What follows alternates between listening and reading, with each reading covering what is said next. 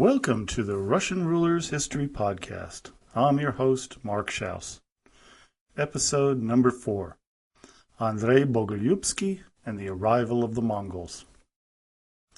Last episode, we recounted the destruction of the once great city of Kiev by the armies of the son of Yuri Dolgoruki, Andrei Bogolyubski. Andrei moved the capital from Kiev to the city of Vladimir, and soon thereafter Kiev was sacked once more by the Cumans, or what remained of the city. Andrei, whose name means Andrei the God-loving, set up his personal residence in a city called Bogolyubovo, which is why the name Bogolyubski is commonly accepted and would be heard of often in Russian history, sometimes for good reasons, sometimes for bad. Before he left Kiev, Andrei removed the cherished Byzantine Mother of God icon from the Kievian church it resided in and moved it to his own church, the Church of Intercession in Bogolyubovo. Many of the religious artifacts of the city were also pillaged and moved elsewhere. All of this was considered a spear to the heart of Kiev. You cannot underestimate the importance of the icon to the Orthodox faithful. To this day it is the focus of church services and their prayers. Iconostasis, the veneration of icons, exploded in the 14th and 15th century, which set Russian apart, especially with their art, from Western Renaissance Europe. Each icon was to remind the churchgoer about the involvement of God in all human affairs. This was to crystallize in their political theory, which said that the Tsar is, as it were, the living icon of God, just as the whole Orthodox Empire is the icon of the heavenly world. Now, this wouldn't happen for many hundreds of years, but its seeds were planted here. Andrei then went so far as to try to move the Metropolitanate from Kiev to Vladimir, but the Patriarch of Constantinople, the ultimate spiritual leader of the Eastern Orthodox religion, said no. Still, gone was the pride of Kiev. It would be many years before Kiev would rise again, but never to the glories reached under Yaroslav the Wise and Vladimir Monomakh. Now getting back to Andrei. His ruling style was different than those who came before him. Replacing the democratic Vetch system within his realm, Andrei instituted a system that was to last until Boris Yeltsin, some 800 years later. He introduced absolutism. This, of course, was not the case with the more independent Novgorod, which retained its Vetch system for hundreds of years to come, but it would become the model for all subsequent Russian rulers. Andrei was obviously a grand patron of the Russian Orthodox religion, building many churches and a large cathedral. He focused a great deal on his dealings with the church, but in the meantime he also ignored the minor nobles known as boyars. This was to be his downfall. A conspiracy began to be hatched by about 20 of the boyars to rid themselves of Andrei. In 1174, Grand Prince Andrei of Vladimir was murdered by the boyars and his own bodyguards. Such was the contempt that the people surrounding him had. Of course, as was the tradition of the Russians, another civil war broke out. 3 cities were to play a major role in the war: Vladimir, Rostov, and Suzdal. Over the next 2 years there was almost constant fighting, but eventually Vesvolod III, known as the Big Nest, the younger brother of Andrei Bogolyubski, prevailed. Vesvolod was named the Big Nest because of all the children he fathered. He also continued on with the autocratic ways of his older brother Andrei. He reigned until his death in 1212, having ruled his lands for 36 years. What is truly surprising is the lack of information about Vesvolod we have, despite his long reign. His sons, Constantine and Yuri, fought for supremacy until 1218, when Yuri prevailed after the murder of his brother. He lasted fanatically fighting the Volga Bulgars until March 4th, 1231, when he was killed by the invading Mongols. Well, wait, let's turn back the clock a bit. The beginning of the 13th century was to be a bad one for the Eastern Orthodox Church and the countries who followed it. the Catholic Crusaders invaded the declining but still gem of the city, Constantinople. The destruction of art, desecration of churches, rapes of nuns, and murders of priests showed the contempt the Western Church had for the East. After leaving the city, Constantinople was to defend itself against the ever-expanding Turkic Empire. Constantine IX Palaeologos was the last emperor in a line that stretched from 27 BC, when Augustus took the title of Caesar in Rome. The last of the Roman Empire ended, as did the Greek influence on the Russian Church. The end came in 1453, which is still a ways off, but the beginning of the end began here. Thousands of miles away, a young man who would one day take the title Emperor of Mankind took control of a warrior people who would strike fear throughout Asia and Europe. His name was Temujin, better known to history as Genghis Khan. After conquering Peking in 1215, the Mongols moved west and south, devastating everything in their path. The brilliance of Temujin was not his brutality, which he was pretty good at, but what he did to his subjugated people. Those who did not resist his irresistible army were added to it, being trained in the Mongol way.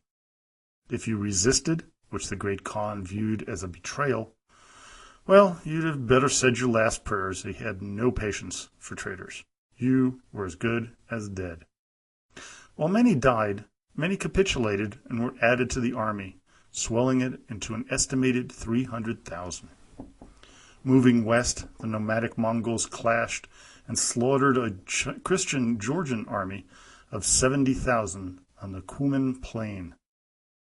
Then the Mongols defeated an army of Cumans, Volga-Bulgars, and Alans. The two sons of Genghis Khan then split the army. One, Sube'etei, headed southwest to the Sea of Azov, where he eventually signed a treaty with the merchants of Venice. Jebi rode west, heading toward Russian territory. Here is where the arrogance and lack of cohesiveness of Russian leaders conspired against them. Jebi and Sube'etei, hearing of a gathering of Russian armies, rejoined each other and sent a mission of envoys to the camp of Mstislav the Bold to ask for peace. Mstislav, overestimating his military strength and definitely underestimating the ferocity of the Mongol army, murdered the envoys and proceeded to attack the Mongol rear guard. Now for the arrogance. Thinking they were in for an easy time, they pursued the Mongols, stretching their lines thinner and thinner.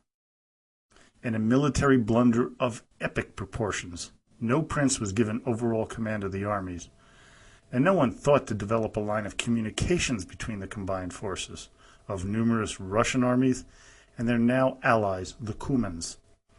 As a result, more than 40,000 troops were slaughtered, along with 6 princes in the battle that ensued. Another 10,000 from the Kievan army, serving as a rear guard protecting the retreating armies, were also killed. Then, as quickly as they appeared, the Mongols headed back east. The year was 1223. Foolishly, and possibly deluded, the remaining princes thought that the Mongols feared the Russians, and that this was the reason they left. Wholesale defeat always leads to overconfidence, doesn't it? Yeah, I didn't think so. Well, who were these Mongols? Couple things first. Some historians call them the Tatars, but at this time that would be incorrect. The Tatars were more of a Turkish descent and were products of the Mongol invasion and were to dominate Russia after the initial Mongol intrusion. These Mongols, as a Chinese writer put it, they're preoccupied exclusively with their flocks. They roam and they possess neither towns nor walls, neither writing nor books. They conclude all agreements orally. From childhood they practice riding and shooting arrows, and thus they acquire courage necessary for pillage and war. As long as they move back and forth, when there's no hope, a timely flight is not considered reprehensible. Religious rites and legal institutions they know not. They all feed on the meat of the animals which they kill. and they dress in their hides and furs. The strongest among them grab to the fattest pieces. The old men, on the other hand, eat and drink what is left. They respect only the bravest. Old age and feebleness are held in contempt. In 1229, Genghis Khan died, leaving his son Ogadai as the supreme Khan. In 1236, with armies led by Batu and Subadai, the Mongols decided to head west again. Their first aim was to destroy the Volga Bulgars, who had blindsided the retreating Mongols years earlier. The leader of the Bulgars sent messages to Yuri II, asking for help. Remember earlier when I mentioned Yuri's hatred for the Bulgars? Well, he ignored them, despite the fact that some of his advisors recommended going to the aid of his arch-rivals. Because of this decision, the Bulgars were summarily annihilated. History hears little of these people ever again. Setting his sights on the city-state of Vladimir, Batu headed to Ryazan, surrounded Prince Yuri Ingvarovich, who was also abandoned by Yuri II, proclaimed to the invaders, "When there is none of us left, then all will be yours." After 5 days of fighting, Ryazan fell, and every living creature, including pets and farm animals, were killed. From the tale of the ravage of Ryazan by Batu, we have this description of the events. The churches of God they devastated, and the holy altars they shed much blood. And no one in town remained alive. All died equally and drank the single cup of death. There was no one here to moan or cry, neither father and mother over children, nor children over father and mother, neither brother over brother, nor relatives over relatives, but all lay dead together. And all this occurred to us for our sins. Quickly, one by one, many of the cities of the land of the Rus fell to the might of the Mongol invaders. Any city that capitulated was dealt with leniently. Failure to quickly surrender, and death was quick to come. Right after January 1st, 1238, the Mongols had the city of Vladimir surrounded. Yuri, whom many called a coward, fled the city and left the defenses to his sons. They fought bravely, but in the end, resistance proved futile. All were slaughtered. With a small army by his side, chased by the Mongols, Yuri's army was crushed on March 4th, 1238. Yuri once more escaped, but this time his luck was to run out as the pursuing Mongols hunted him down and killed him within a week. Batu then headed for Novgorod, one of the greatest allies and defenders of Russia, one that was to play a major role throughout its history, protected the northern town. The protector? The weather. This time it wasn't the bitter cold and snow, but a spring thaw, which turned the marshes into muddy messes, halted the Mongol advance as their horses and baggage train could not move. This was to prove disastrous for the Cumans. Frustrated, Batu and his army abandoned the attack on Novgorod and headed south. They destroyed the Cuman army, forcing them to flee towards Hungary and Byzantium or become members of the Mongol army. This was to be the end of the Cuman people. Then came the event that was to mold Russian policy and behavior for the next 200 years. Yaroslav II, son of Yuri II, went to Batu and subjugated himself and asked if he could become the Grand Prince as a vassal of the Mongols. Batu agreed, and the Prince of Novgorod also became the Prince of Vladimir. In 1246, Batu sent Yaroslav to the Mongol capital of Karakorum to pay respects to the great Khan. There he was poisoned by the new Khan's mother, who distrusted Batu. Upon hearing of Yaroslav's death, Batu appointed Andrei, Yaroslav's eldest son, to become Grand Prince. The Mongols during this time period were not done conquering and destroying everything in their path. Chernigov was destroyed, and then in 1240, poor hapless Kiev or what was left of it, was almost wiped off the face of the earth. Once equal in population to that of Paris, around 80,000, with some estimates claiming 100,000 inhabitants, by 1240, less than 200 homes remained.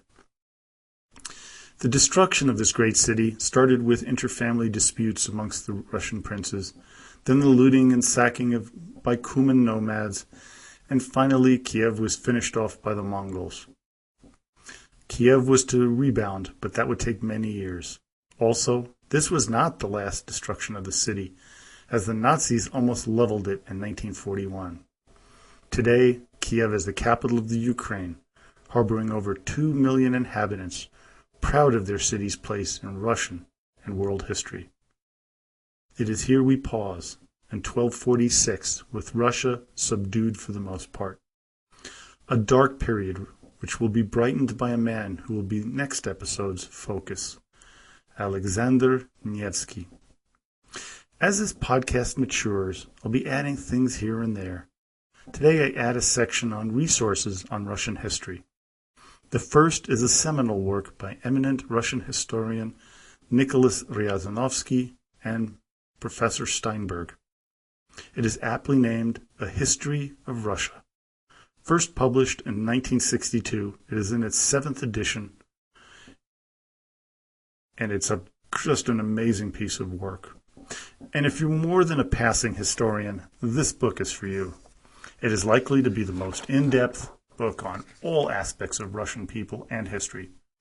Professor Ryazanovsky and Steinberg have an easy-to-read writing style, which makes reading his work, or their work, a joy. The next two books are a bit more approachable. The first is Russia, the Once and Future Empire from Prehistory to Putin by Philip Longworth, and the other is Tsars, Russia's Rulers for Over 1,000 Years by James Duffy and Vincent Ricci. Well, I hope you enjoyed this podcast. Please visit the podcast website, russianrulershistory.com, or become a Facebook friend at Russian Rulers History, where you can leave a comment, make a suggestion, or ask a question. So, as always, до свидания и спасибо большое.